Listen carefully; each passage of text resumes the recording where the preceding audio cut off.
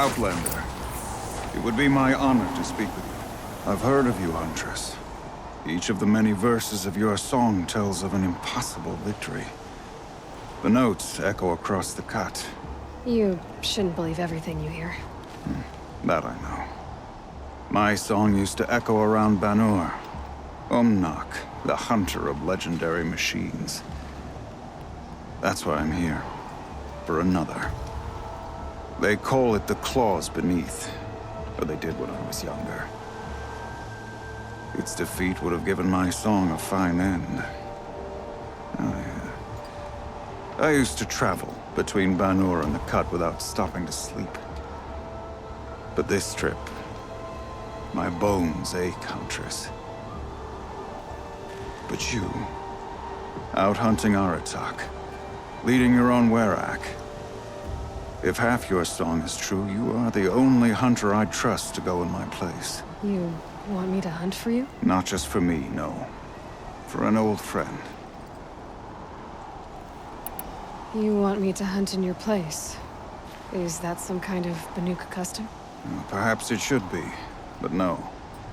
We survive and we prevail, until we fail to do either. I confess, this is not easy for me. For any other machine, I would die as I have lived. A Banuk hunter, weapon raised. But too many good lives have been lost to the claws. Throwing my old corpse atop the pile accomplishes nothing. Better to live in a world without the claws than to die while it still makes children orphans. Sounds like you've got a reputation. To be Banuk is to push your body to its limits. I found my limits higher than most. Fearsome machines needed killing, and in my youth, I found I had a talent for killing them. Even now, my name carries such weight that when the claws beneath re-emerged, the Werak came to me. Do you still have the same faith in yourself that your Werak seems to have? Perhaps I did. Before I held my bow in shaking hands. Noticed, for the first time, the spots on my knuckles. What a strange thing it is to be old. To stare backward and see such distance. But to stare forward at a looming wall. This machine, the claws beneath. Why travel all the way to the Cut just to hunt it? Some songs. They include a refrain. The return of a past moment. It seemed fitting. You've hunted this thing before. Must have been 20 winters past. We were so close to bringing the claws to bay. Closer than anyone else ever got. We? Me and my friend. He was a chieftain of my Werak then, a skilled hunter. Every few years, the claws would emerge in a new location. I knew of 2 chieftains he'd sent to their burial pyres. My friend became the 3rd. This hunt, I had hoped to complete it in his honor. This is obviously important to you, Umnak. Are you sure you want someone else to take down this machine? No, I am no longer a match for the claws beneath. If I ever was. If I face it, it will kill me. Of this I have no doubt. The Banuk blood in my veins screams at me to take on the claws myself. But I must see it brought down. And dead men see precious little. All right, Umnak. I'll do what I can. I've no doubt you can do quite a lot. The stories say the claws beneath returns here only once every 6 winters. The whispers I've heard say it now makes its home on the northeast edge of the Cut. Hunt well. Stone Yield has always belonged.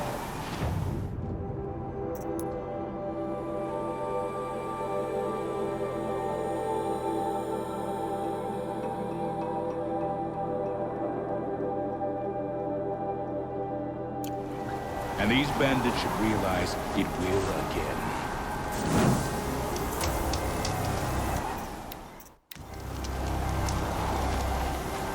You're Aloy, right?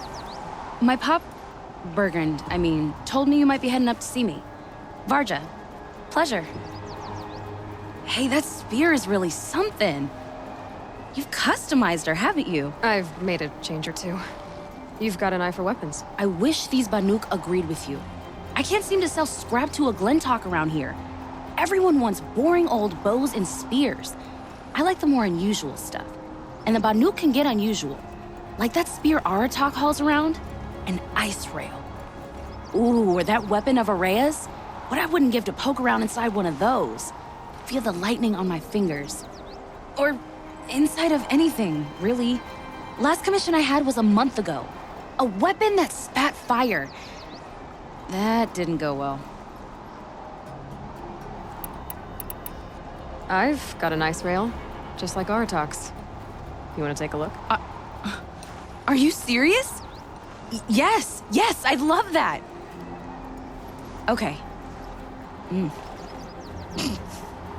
Obvious design flaw. So if I replace these... Yeah, that should... Right. So, believe it or not, she's operating at, let's be generous, half her potential. What's with the she's? Oh, Pop says all weapons are girls. I don't think he realizes it's a compliment. Well, listen. If we had a Thunderjaw's mandibles to work with, her gears would be well and truly greased. And I know where to find one, if you want to go hunting with me. Remind me what we need to fix up this thing? That Thunderjaw's mandibles will do it. So, let's say someone you know happened to have a weapon like Araya's. You don't. See for yourself. Of course. Look at the... So the coils generate the spark, but the power source isn't even bolted in. I won't lie, she's beautiful. But there's beautiful and then there's beautiful. What we need is a Stormbird Talon. Lightning flows over them like water off a goose. And I know where one is. Hunt it with me, I'll turn that weapon into your new best friend. And second best. So your last project was a bust? Not at all. I did my best work yet on that commission. The deal just went rusty. About a month ago, this guy Olgrid, Ostrom like me and Pop, asks me to make something for him. Think about the way a bellowback spits streams of fire from its throat, right? Like that, but held in your own hands. And you built that? Yep. That was my forge fire. I was pretty proud of her. Anyway, Olgrid sent word that he wanted to see the progress I was making. I show up, and there he is with a crew of damn bandits. And of course, why pay for something when you can take it? I dropped the weapon and ran. Didn't look back till I hit Long Notch. Joke's on Olgrid, though. I wasn't even done. Wait, so the weapon he stole doesn't even work? Oh no, she works. It's just, if I'd had a little more time, a few more parts, I could have made her really work. So we need parts from a Stormbird and a Thunderjaw? And you know where to find them? That's right. It's gonna take some traveling, though. We can find a Thunderjaw out in the Valley Meet, and a Stormbird roosts near the Free Heap. I'll pack and meet you out there. This'll be fun. Okay. Best to steer clear of the claws beneath. I never back down from a challenge, but neither am I eager to die. We've promised the Carja justice for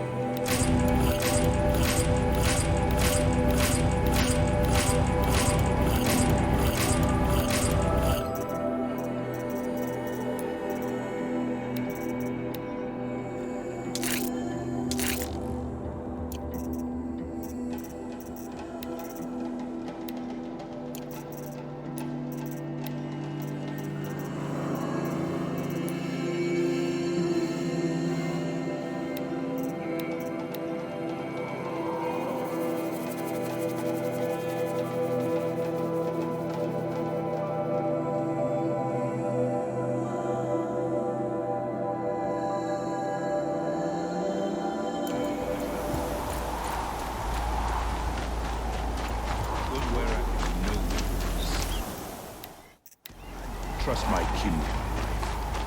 Long Notch is well stocked, as you asked. And our scouts are watching for more frost claws. Our numbers Winters. rise. 3 more hunters have Coming at passed their once. trials. But our purpose was to take back the mountain. Now what? Stay prepared. Sharpen your spears. Should we not return, defending the cut falls to you. If our chieftain agrees with this course. Sounds like good advice, but let's hope it doesn't come to that. Chieftain? The weight of command is no small burden. I can see that. I take it you haven't spoken to Araya yet? Why should I? This is what she wanted, to return to Thunder's drum. It is her only care. So I should have known she would find a way to push aside my spear. After the Karja took my sister, not all of her came back. What happened to Araya when she was a captive of the Karja? As a shaman, she's adept with machines. Tracking them, stunning them.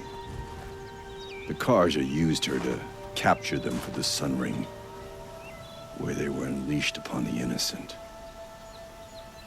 They made her part of their blood sport.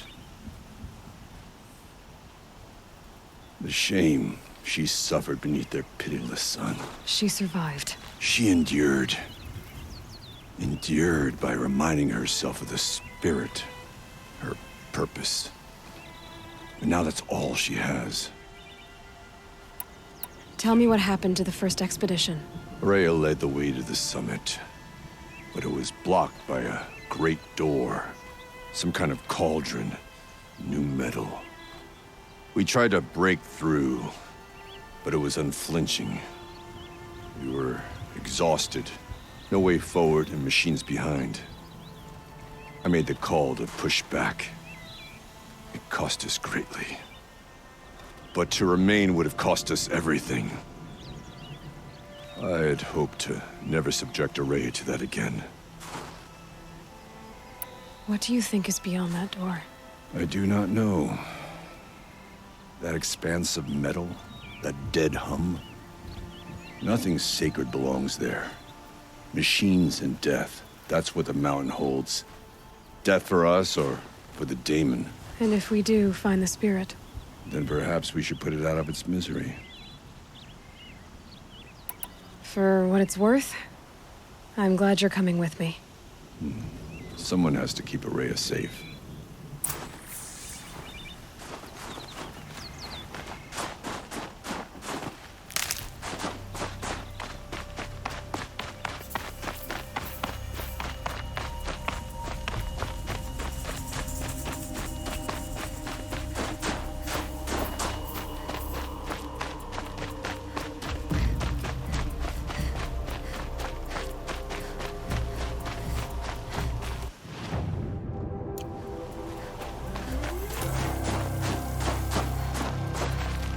Aloy, this is it.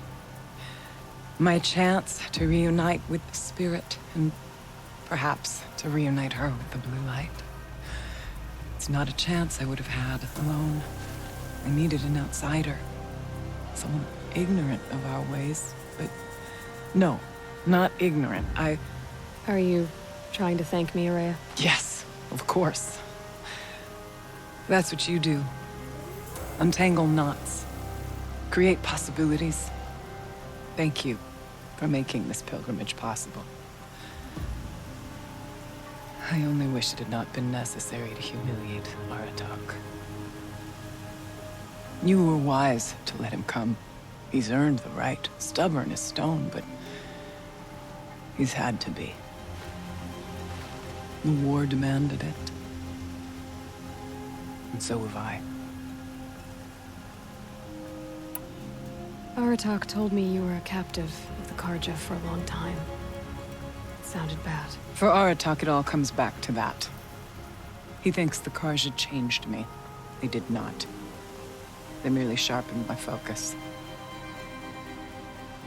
When all else is lost, you think about what's truly important.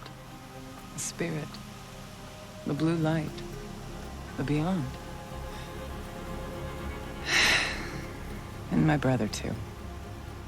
Every time I felt the chill northern wind, I thought of him, worried for him. What did the war do to Aratak? It cut away everything, until only his true self remained. Unyielding ice. No Banuk has more sheer will. He fought the Karja for 1,000 freezing nights, yet always rallied his hunters at sunrise. It is said he endured 23 wounds in those years. His hunters counted them. He never complains of one. Instead, he complains that life with me is harder. He's right. What have I ever given him but struggle? Now that I'm chieftain of the Werak, I don't suppose I can order you to tell me about Silence? Aratak would never have presumed to grasp for a secret of the Conclave. But you are not Aratak, and if you have dealt with Silence, your need is well apparent. Silence came to Ban-Ur from the distant north, a young shaman of the Owl's Watch. A remote Werak that rarely comes south to parley. Silence was a shaman. He was. Or at least, when we sent runners to ask the Owl's Watch, they said he was. His knowledge of the machines was beyond compare, and he was hungry to trade what he knew to the rest of us. It didn't take him long to gain the trust of the Conclave, and eventually, an invitation to attend. What about you? Did you trust him? No. But he impressed me. He carried himself with poise and authority. I wanted to learn from him, but that was not to be. He was granted knowledge of our most sacred meeting place, the frozen caves of the Malmstrom, a month's march from Ban-Ur. He met with us there, as is custom at high winter. But when we next returned, the caves had been looted. Relics of the old world stolen. Holes cut in ice and metal. Yeah, that'd be Silence, all right. He vanished with the spoils. We sent our best trackers after him. None returned. And when we checked back with the Owl's Watch, those who had vouched for him were gone. As though he never existed. Some in the Conclave began to doubt he was even Banuk to begin with. And what do you think? He committed an unforgivable sacrilege. He's unscrupulous and dangerous. But also brilliant, skilled, and knowledgeable without equal. Except, perhaps, for you. Anyone else I would warn off, but you may be able to treat with him safely. Just don't lower your guard. I'll keep that in mind, Araya. Thanks. What are we gonna find up there, Araya? Ruins, machines, and a door, like that of a cauldron. I have faith that you can find a way through it, Aloy. For beyond it lies the spirit. I know I can find her there. Though I do not doubt that Damon has tried to hide the way.